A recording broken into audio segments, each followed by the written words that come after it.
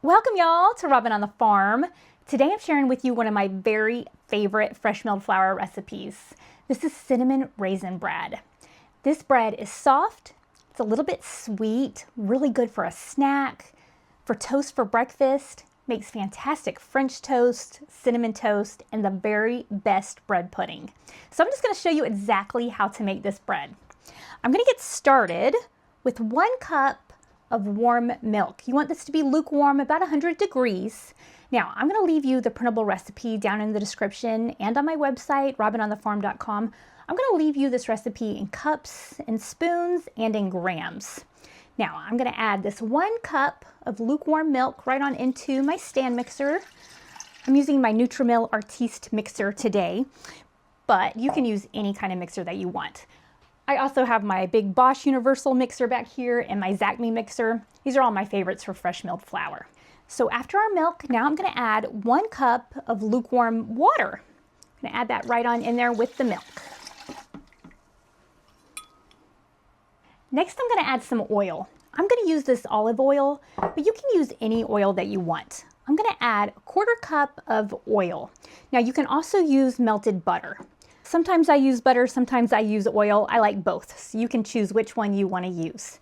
After the oil, now I'm going to add some honey. I'm using some wildflower honey. I'm going to add 1/3 cup of honey right on into my mixer. Now, if you don't want to use honey, you can also use maple syrup. You can use 1/3 cup of maple syrup. Or you can even use sugar, coconut sugar, really anything you want to use. Just get a good sweetener in here. After the honey, now I'm going to add 2 large eggs. I love using eggs in my fresh milled flour breads because they add richness, softness, improve the crumb structure.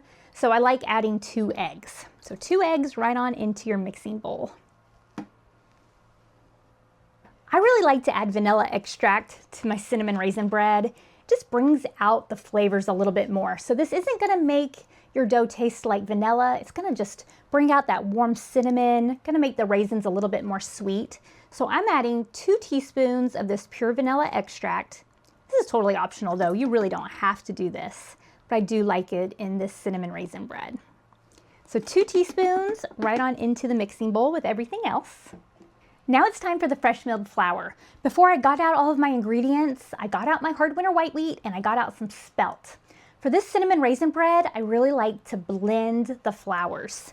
The hard winter white wheat is going to give us structure. The spelt is going to make it a little bit softer and add some good flavor. But a lot of times I only make it with hard winter white wheat. So you can get creative if you want and mix some flours, or you can just use hard winter white wheat. That works great too. But I'm going to use about 70% hard winter white wheat and about 30% spelt. Now, I'm really excited to show you this. Back here, I have my brand new Nutrimil Harvest grain mill. This is a stone grain mill. I have been using my Nutrimil Classic since 2003, so 23 years. I love that Classic. It's not going anywhere, but I was ready to treat myself and get a new stone grain mill. So I used that. I've only used it a couple times, and I really am enjoying it. I love it. So just a few minutes ago, before I got out all of my other ingredients, I ground up my wheat.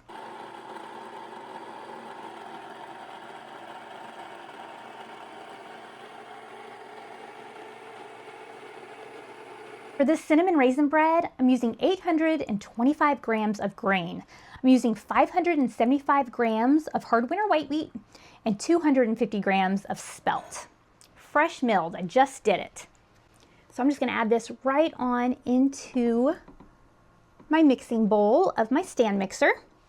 Now this is about 4 3/4 cups of flour, a little less than 5 cups. Now I'm going to add my 250 grams of spelt. This is about 2 cups of spelt.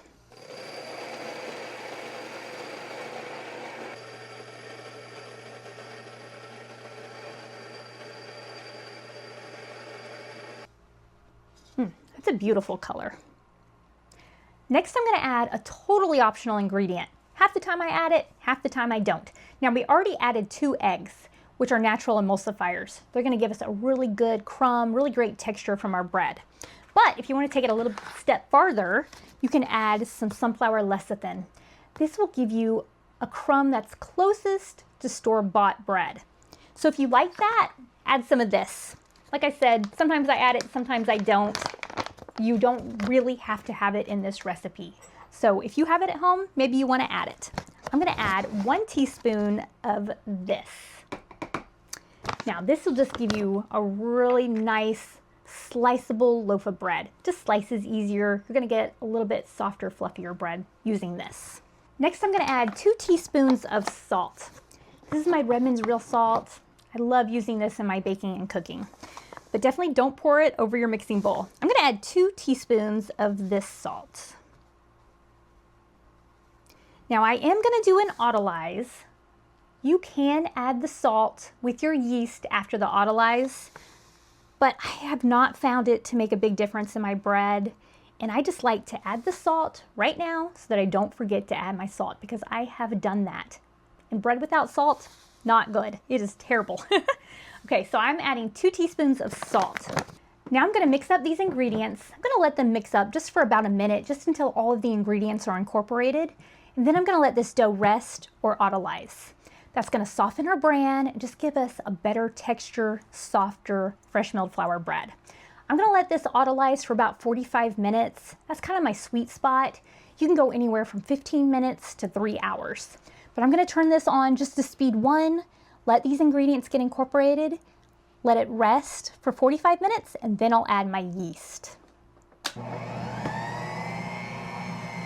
The dough for my cinnamon raisin bread has been autolyzing for 45 minutes.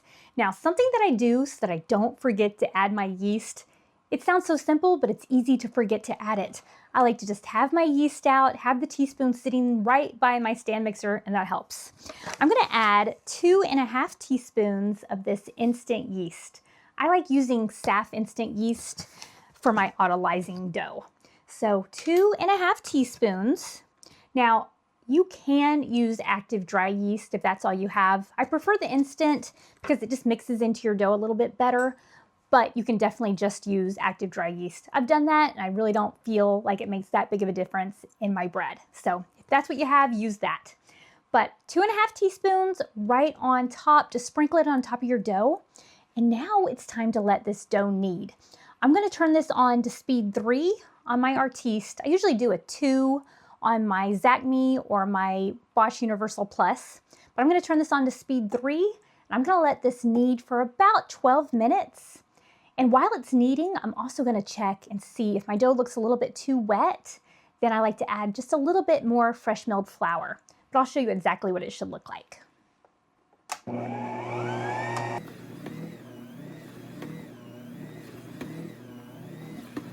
I've let my dough knead for about 12 minutes.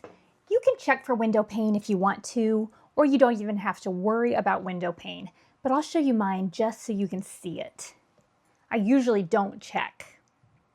But for window pane, you want to stretch your dough like this, and you want to be able to see light through it, just like you can there, without it tearing or breaking apart. So this is a great window pane, but I never check for it. I just let mine knead for about 12 minutes, and I turn it off, and then I go on to the next step.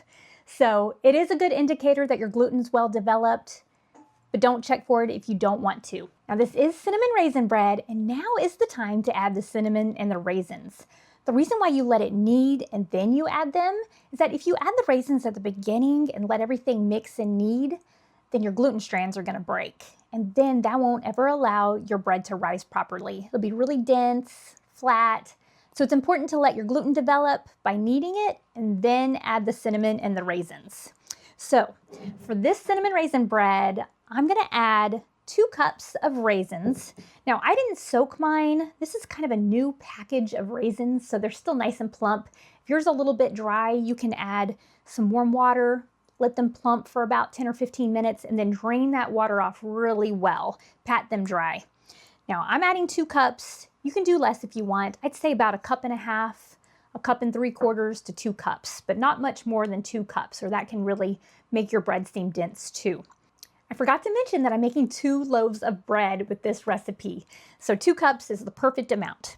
Now to the 2 cups, I'm going to add 3 tablespoons of cinnamon. Now cinnamon is a natural yeast inhibitor, so you don't want to add much more than 3 tablespoons, even if you really like it spicy and cinnamony. 3 tablespoons, that's all you need. You can do between 2 and 3, or whatever you want for your taste. Okay, so now I'm gonna just toss the raisins and the cinnamon together. And this will just help your raisins disperse throughout your dough a little bit better than if you just put them in separate. Now that I have these really well coated, I'm just gonna pour this into my mixing bowl. I'm gonna put the top back on so that I don't make a big cinnamon cloud.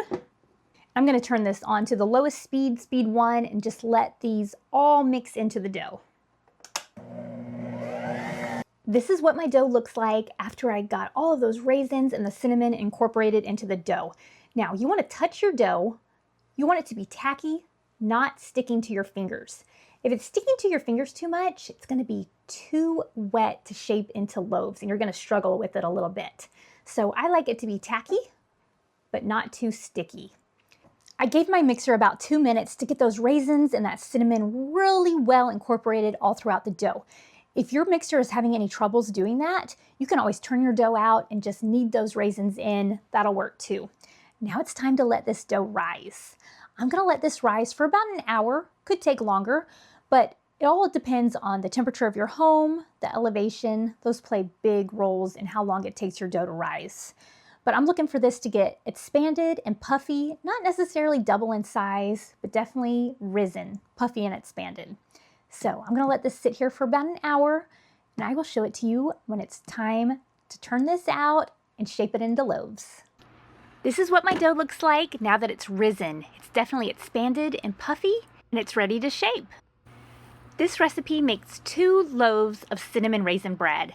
So I'm just gonna divide this dough in half. I'm just gonna eyeball it. You can get your scale out if you want them to be perfectly even.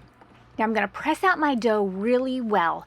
Press it out, get all those air bubbles out, and then I'm just gonna roll this into a nice tight log. As I roll it down, I also press it out, and that'll keep you from getting any gaps or holes in the middle of your bread. Now, once you have it all rolled together, then just press those seams together really well. Press the seams together and the sides. Give it a good pat out. Slam it against the countertop a few times. This will help your dough to relax. It'll help you get a really good texture out of your bread. I'm using my very favorite bread pans. These are my cast iron loaf pans. They don't have any of those chemicals or coatings inside, so I just feel like these are a good healthy option for our fresh milled flour breads.